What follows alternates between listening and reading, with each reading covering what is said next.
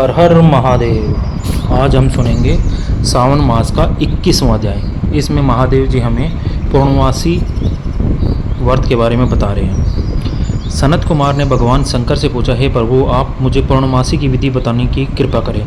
भगवान शिव जी बोले, हे तात, श्रावण शुक्ल पूर्णिमा को वेतो उत्सर्जन उपाकर्म होता है, या फिर पो माह की पूर्णिमा को यह उपक्रम किया जाता है। उत्सर्जन में पो माह या माघ माह की प्रतिपदा तिथि या रोहिणी नक्षत्र बताया गया है। दूसरा समय अपनी अपनी शाखे के अनुसार उत्सर्जन और उपाकर्म दोनों ही एक समय पर करने उत्तम कहे गए हैं। इसलिए श्रावण मास पूर्णिमा के दिन उत्सर्जन उचित है तथा भैच शाखांतरी उपाकर्म में श्रावण नक्षत्र उचित है।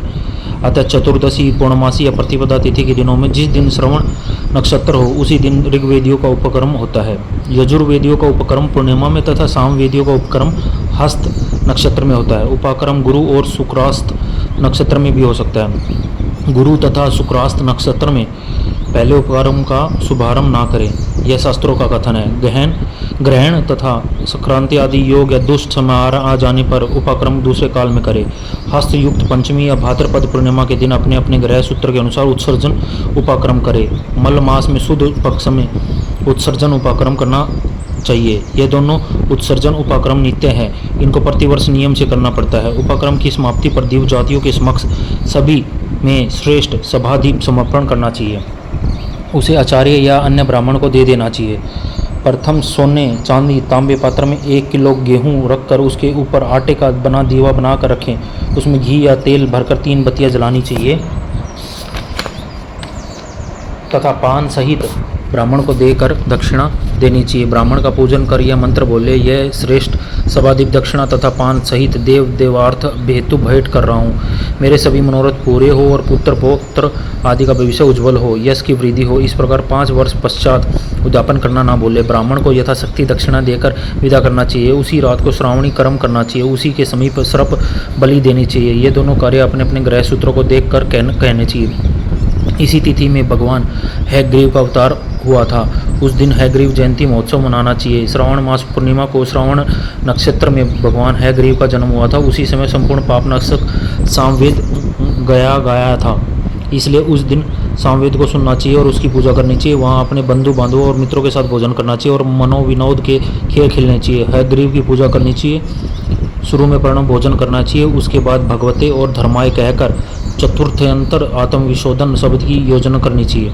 अंत में नमः शब्द का उच्चारण करनी चाहिए। जैसे ओम नमः शिवाय बोलते हैं, उसमें नमः शब्द है उसका। यह 18 अक्षरों का मंत्र सब सिद्धियों को प्रदान करने वाला है। वैश्य मोहन आदि प्रयोगों का एक ही साधक मंत्र है।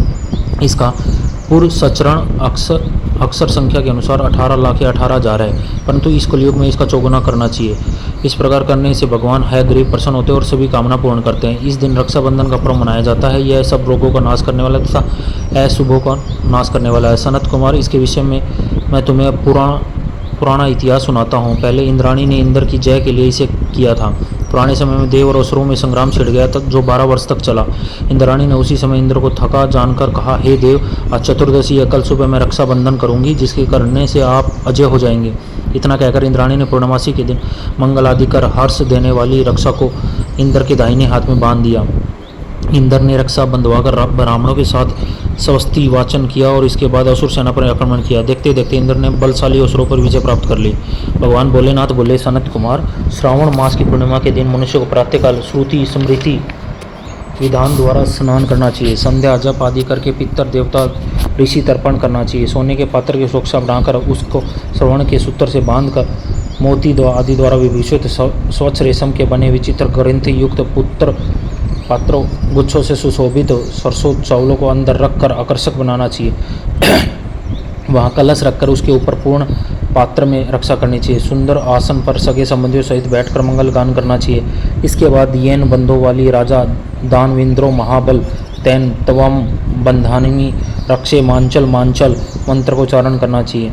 मैं दोबारा ये मंत्र पढ़ देता हूँ। दानवेंद्रो महाबल तैन तवाम बंधानिमी रक्षे मांचल मांचल।